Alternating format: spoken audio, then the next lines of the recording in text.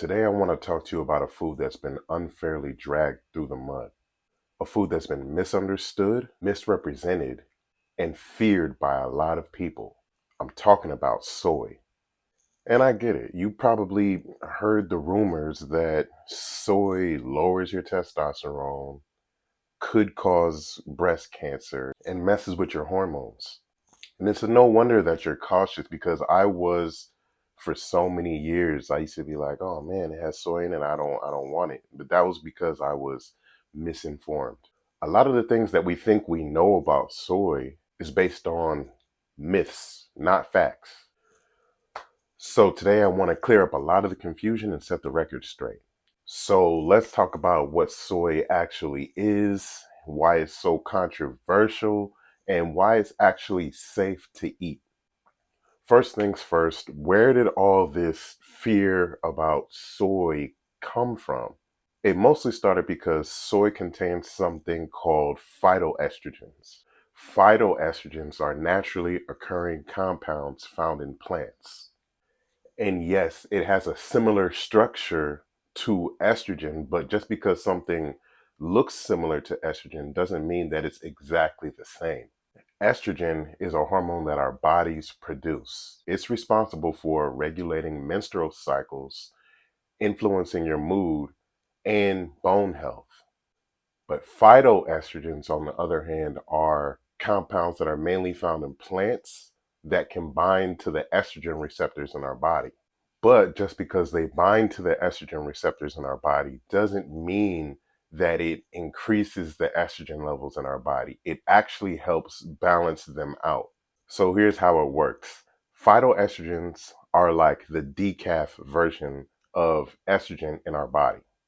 They are much weaker than the estrogen that our body produces. So when they bind to the estrogen receptors, they can block stronger estrogens from attaching.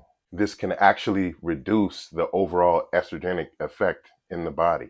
This is why, contrary to popular belief, soy doesn't actually raise estrogen levels in the body. In fact, research shows in premenopausal women with high estrogen, phytoestrogens can actually lower the risk of developing hormone related cancers like breast cancer. And for premenopausal women who have low estrogen, phytoestrogens can provide an estrogen like effect in the body, which will help with symptoms like hot flashes. And despite what you've heard, soy doesn't actually lower testosterone levels in men.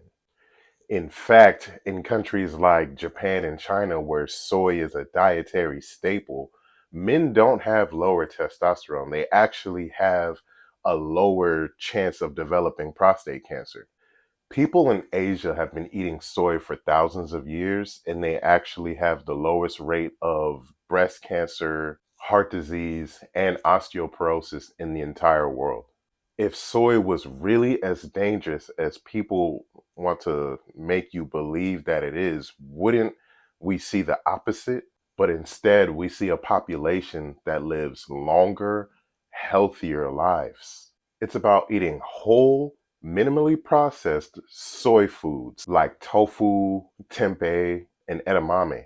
These foods are packed with protein, fiber, minerals, and vitamins. They're low in saturated fat and cholesterol, which makes them heart healthy. So if you're worried about soy, remember this. It's not the actual food product itself. It's the misinformation that's being spread that's actually more dangerous. Nutrition can be confusing. One day something's good for you, then the next day it's not. But when you dig into the research and look at the bigger picture, it is clear that soy is safe, nutritious, and could be a powerful addition to a healthy diet. So if you're avoiding soy because of the myths, I encourage you to rethink that. You could maybe try some edamame as a snack, and you can even add tofu to your stir fry.